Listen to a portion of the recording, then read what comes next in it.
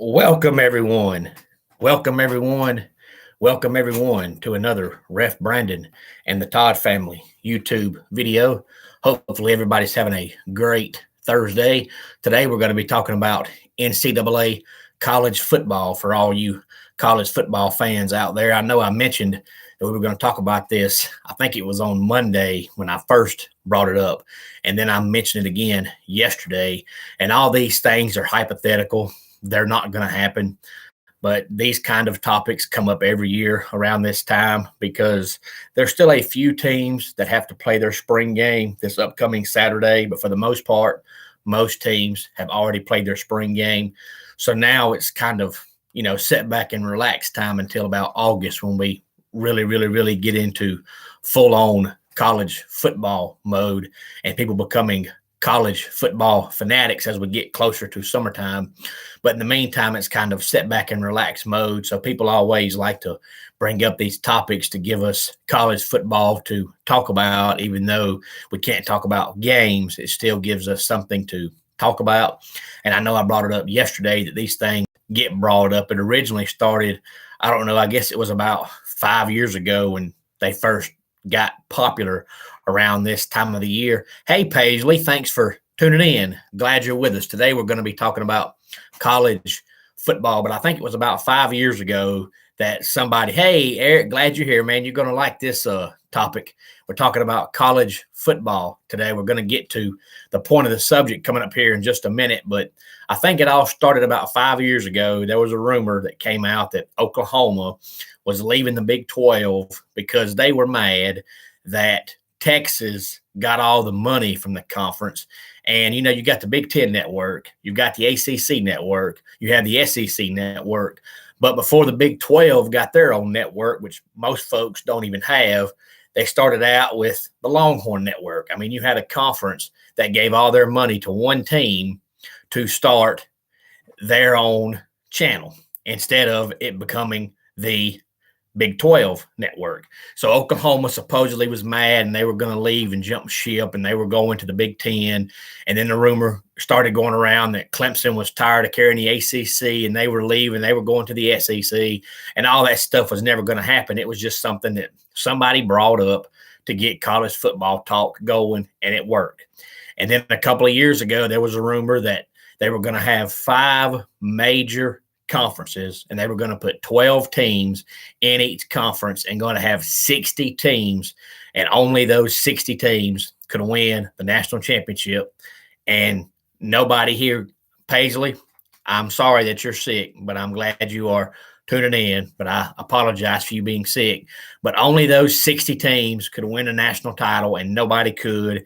And they were going to go around each conference, like take Vanderbilt in the SEC, or take Duke in the ACC, or take Kansas in the Big 12, and take those teams out of the conference so that each conference, top to bottom, would be good.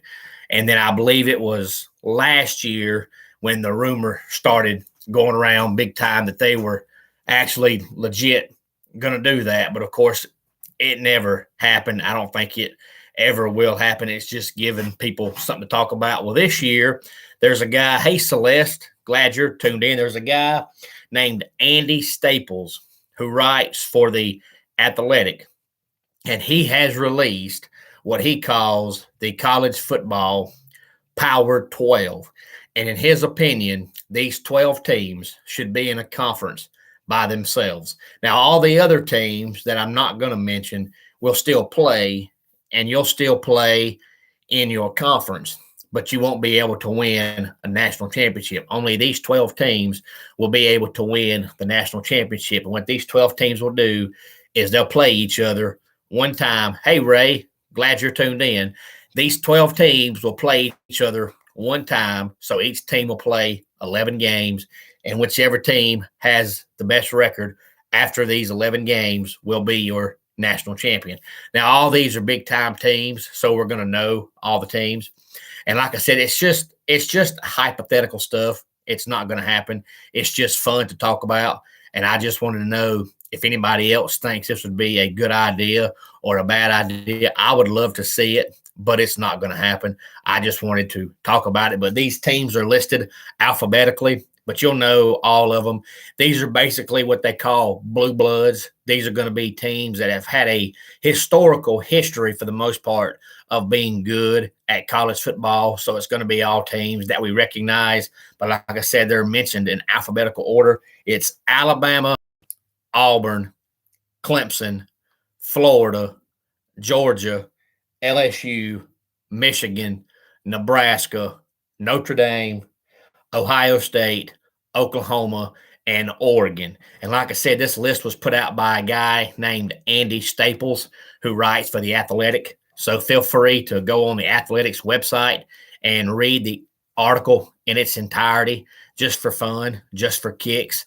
I know it's not going to happen, but I always enjoy talking college football, and I would love to see those 12 teams play each other, because imagine being a fan of one of those teams on that list and you play 11 games instead of 12, but instead of waking up on a Saturday knowing your team's fixing to play somebody like Oregon State, or knowing you're fixing to play Kentucky, or knowing you're fixing to play Vanderbilt, somebody like that, you get to wake up on Saturday knowing you're getting ready to play Alabama or Auburn or Oregon every single week. Every game would mean something, and every game would have a lot on the line, because you would only play those 11 teams, and in whichever team has the best record after those 11 games would be the national champion. And like I said, it's based on blue blood status, and that's why some of the teams on there, like Nebraska hasn't really been relevant in 10 years.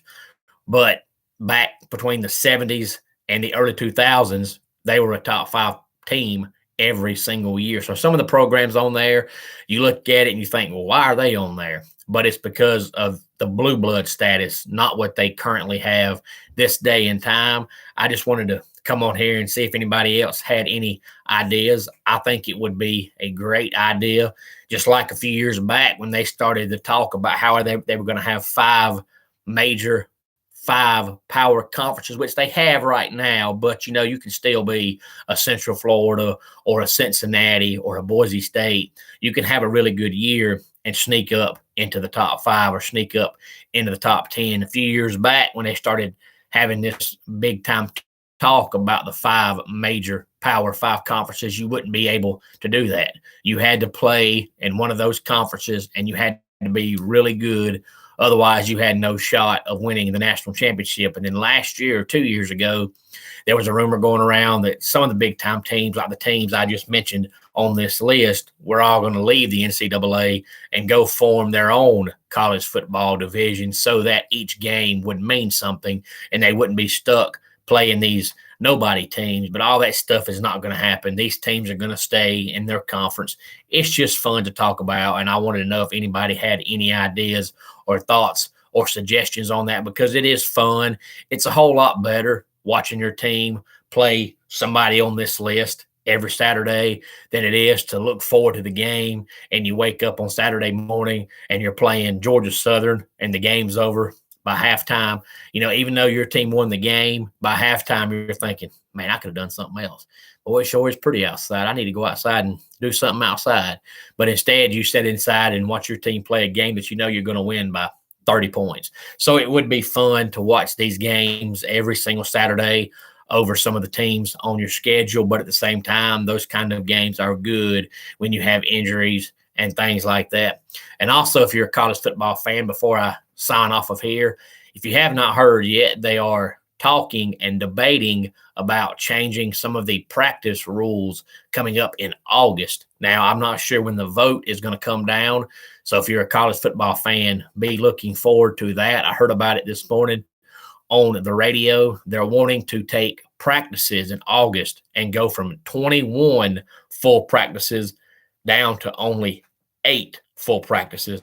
And they're wanting to take your scrimmages, where you're actually allowed to have full-on contact, from 3.5 down to 2.